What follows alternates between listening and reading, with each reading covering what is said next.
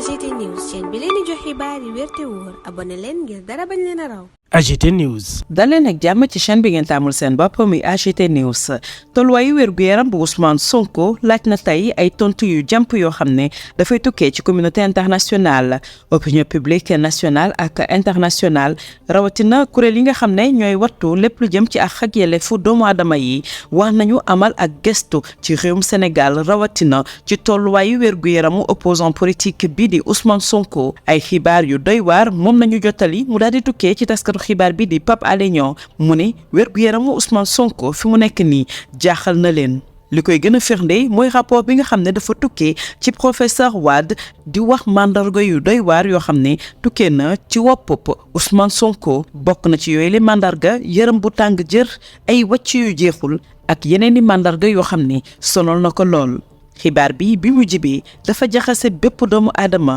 moo tax nag ñuy sàkku ci communauté internationale ñu daal di ubbi seen i gët teg ko ci Sénégal càmbar li nga xam ne moo fi am waaye itam def nag lépp loo xam ne yoon may na leen ko ngir ñu saytu ak yelleefu Ousmane Sonko ndax ñu ngi koy sàmm fii ci réewum Sénégal am déet ndax lépp li ko jiitu mooy Ousmane Sonko am wér-gu-yaram waaye itam nekk ci kaaraange fa mu nekk. wér-gu-yaramu doomu aadama dafa doon loo xam ne kenn waru ko politiser même sax bu fekkee ne bokkul ak ñi nekk ci nguur ak Sénégal parti wala gis-gis warta tax ñu bàyyi ko mu sonn ba lottu nii li war fi mu nekk nii mooy ñu jël Ousmane Sonko jébbal ko ay borom xam-xam yoo xam ne seen xam-xam ci wàllum pàcc kenn na tablew ko te it amuñu benn pax-paxloo ñu saytu wér-gu-yaramam bu ko defee daañ ko jox xeetu pàcc gi nga xam ne moom la yellool lu weesu wér-gu-yaramu Ousmane Sonko bi nga xam ne war nañ koo saytu sàkku nañ itam ci communauté internationale ñu def seen kéem kattan ba procès bi nga xam ne moom nañ ko wax a jagleel mu nekk ab procès boo xam ne dafay équitable teg ci nag war nañ baral seen loxo ndax kilifa yi yor nguur ak Sénégal dañu war a andi ak tontu goo xam ne dafay leer lañ ci lépp loo xam ne jëm na ci wér-gu-yaram bu Ousmane Sonko xibaar yi yëpp nag buñ ko dajalee dafay indi njaxare ak jaxasoo ci askanu Sénégal ndax fii dafa mel ni ak yelleefu doomu aadama kenn du ko respecté jot na nag ñu daal di lancé ab alerte rouge ngir wér-gu-yaramu Ousmane Sonko ak kaaraangeem nekk loo xam ne ci saa si nanu koy wattu bu ko defee ñu mën ko jagleel xeetu paj gi nga xam ne moom la yellool kon jamono ji bal baa ngi ci loxoy communauté internationale ak lu mën a am nañu xam ne dunduk doomu aadama kenn du ko fowee ci turu politique li xew yépp daanaka dara ump leen ci xam nañ ko bu baax a baax waaye nag ñu ngi ne pat mel ni ñu muur seeni bët ñu gumb tëx loo tolluwaayu wér-gu-yaramu Ousmane Sonko bi nga xam ne jamono ji mu ngi ci xottu gerte kilifa yi nekk ci nguur ak Sénégal xam nañ ko bu baax a baax ndax lu yàggul dara kilifa gi nga xam ne moo gën a mag ci pool d'avocat bu Ousmane Sonko yëkki woon na ci ay kaddu ba mu waxee daanaka kenn gëmu ko woon li ko waral nag xëy na bokk na ci kaddu yi nga xam ne kilifa diine gi yëkki na ko ci gàmmu gi ñu weesu mu ne kat Oscar Siaha mi dafa doon cinéma taxoon nag jamono jooju ba ñu nekk ci nguur ak Sénégal daanaka di ko xaqataay di ko ree gëmuñu sax grève de faim bi nga xam ne da ko dakkaloon laata mu koy tàmbaliwaat mu mel ni kon soxor fii la yem ci tënk li ñu mën a jàpp mooy ne gréviste de la faim bi nga xam ne moo gën a siiw jamono ji fii ci réewum Sénégal moom kilifa gi jàpp na ni comédie dong la doon joué du ñàkk nag mu àndoon ci ak médecin militaire yi nga xam ne ñoo nekk ci hôpital principal bu Dakar rawatina ñi nga xam ne ñoo nekk ci administration pénitentiaire nga xam ne saa su ne ñu fayloo nguur ak Sénégal ay frais d'hospitalisation muy ay frais d'hospitalisation yoo xam ne ci benn malade imaginaire la démb ñu bari liir nañu bataaxal bi nga xam ne moo tukkee ci administration pénitentiaire mu jagleel ko nag jëriñ bi yees yi nga xam ne moom la ñu dénk lépp lu jëm ci wàllu justice fi ci réew Sénégal ca biir ñu ci doon wax tolluwaayu wér-gu-yaramu Ousmane Sonko mi nga xam ne sonn na lool muy Oscar Siaha bi nga xam ne ñu bari ñu ngi ko doon xaxataay ay jamono mel ni sax ñu amul xol mu mel ni sax fi mu nekk nii ci réewum Sénégal dunduk doomu aadama dana koo soofantal nan nañu mën a gisee détenu politique boo xam ne dafa feebar ñu sonal ko bundu xataal ka def ko bépp xeetu ñaawteef mu tëdd feebar ñu di ko kaañoo nan dara jotu ko day tappale correspondance bi teggi na tuuma ndax yóbbu na fitu ñi nga xam ne jamono ji ñoo nekk ci nguur ak Sénégal boobule correspondance ñu ngi ko def ci ñaar fukki fan ak ñeent ci weeru octobre di wane ne kat opposant politique bi di Ousmane Sonko jamono ji sonn na lool lii nag mën nañu ne guléet la ci histoire politique bu Sénégal ci ñeent fukki at yu mujj yilee mosuñoo gis bii xeetu cynisme bu tukkee ci ñi nga xam ne ñoom ñoo jiite nguur ak Sénégal dem bay fawee dunduk doomu aadama Sénégal gi ñu nekk nii joxuñu benn cër Ousmane Sonko lii dafay wane ne nguur ak Sénégal faalewul waaye itam joxul benn cër dunduk Ousmane Sonko. ñu bàyyi Ousmane Sonko mi nga xam ne dañoo fëkk ay droit am ci atum 2021 ak léegi lan la leen di wàññi laaj la bu ñu samp moo ne de juriste yu bari yoo xam ne seen liggéey dong moo leen tax a jóg gëm nañu waaye itam wax nañu fu ne Ousmane Sonko mile dañu ko tooñ. ci beneen wàll ñu gis procureur génn ab bataaxal di xupp waaye lii amul dara loo xam ne dina ko soppi bataaxal bi nga xam ne tas na ba sénégalais yépp jot ci. alerte dong la ci tolluwaayu wér-gu-yaram bu Ousmane Sonko waaye itam bu administration pénitentiaire porox ndoll nañ koy def ngir mën a setal seen bopp ci lépp loo xam ne mën na am ci mbiri Ousmane Sonko lépp nag jamono ji mu ngi ci loxoy ñu yor nguur ak Sénégal rawatina jëwriñ ji ñu dénk lépp lu jëm ci wàllu justice. AGT News. Merci pour la confiance renouvelée à votre chaîne préférée AGT News.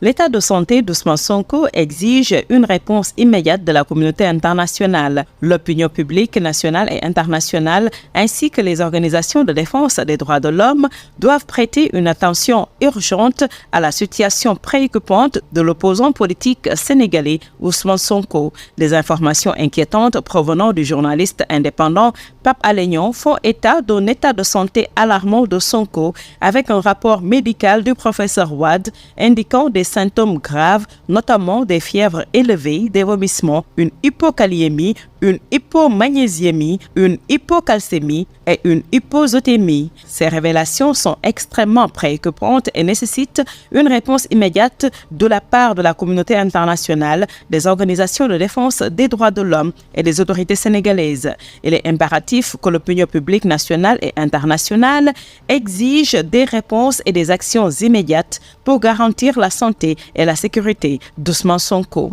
La santé d'un individu ne devrait jamais être politisée et il est impératif que toute personne, quelle qu'elle soit son affiliation politique, ait accès à des soins médicaux appropriés. Dans le cas d'Ousmane Sonko, il est essentiel que des professionnels de la santé indépendante aient un accès immédiat à lui pour évaluer sa condition et fournir les soins nécessaires. En outre, les organisations de défense des droits de l'homme et la communauté internationale doivent surveiller de près cette situation et faire pression pour garantir que les droits de Ousmane Sonko à la vie, à la santé et à un procès équitable soient respectés. Les autorités sénégalaises doivent répondre de manière transparente et rapide à ces allégations, car la vie et la santé de Ousmane Sonko sont en jeu. L'ensemble de ces informations soulève de graves préoccupations quant au respect des droits de l'homme au Sénégal et à l'indépendance du système de santé. L'opinion publique nationale et internationale, ainsi que les organisations de défense des droits de l'homme,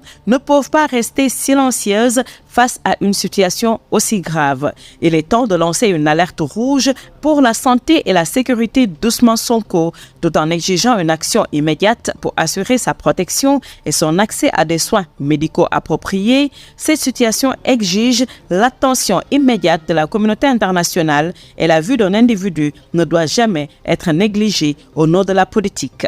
Alerte sanitaire. Ils savent, mais préfèrent se taire ou se bander les yeux pour ne rien voir. Sur la gravité de l'état de santé d'Ousmane Sonko, on était alerté qu'à travers la voix larmoyante du doyen de son collège d'avocats. Personne ne le croyait. Cet avocat, surtout qu'un marabout avait distillé l'idée qu'Oscar Sierra nous jouait une comédie de mauvais goût. Ses détracteurs rigolaient de sa grève de faim qu'il avait interrompue avant de la reprendre. Un de ses plus farouches détracteurs, tout en le traitant de personne de mauvaise foi, déclarait péremptoire que celui qu'il considère comme un épicurien, adepte du lucre et de la bonne vie, ne se laisserait sans doute pas mourir de manière aussi sordide. Le summum de la méchanceté et du cynisme, bref, pour ces gens, le gréviste de la faim le plus célèbre du pays jouait de la comédie avec certainement la complicité de médecins militaires de l'hôpital principal et l'administration pénitentiaire qui font supporter à l'État les frais d'hospitalisation d'un malade imaginaire.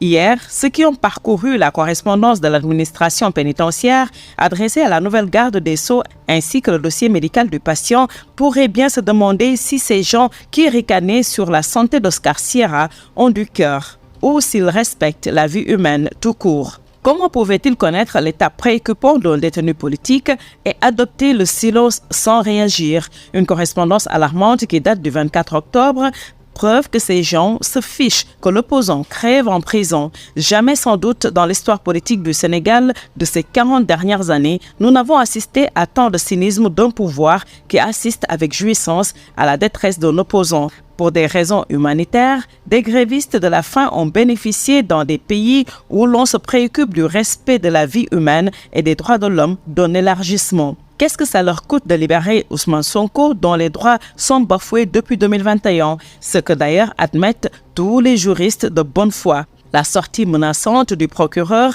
n'y changera rien. La diffusion de ces rapports est une alerte de la structure sanitaire de l'administration pénitentiaire, une façon très diplomatique pour elle de dégager toute responsabilité face à une situation dont le dénouement est entre les mains du seul qui décide dans ce pays. Telle est la chronique de Kachorbi, parue dans le quotidien Le Témoin. AGT News.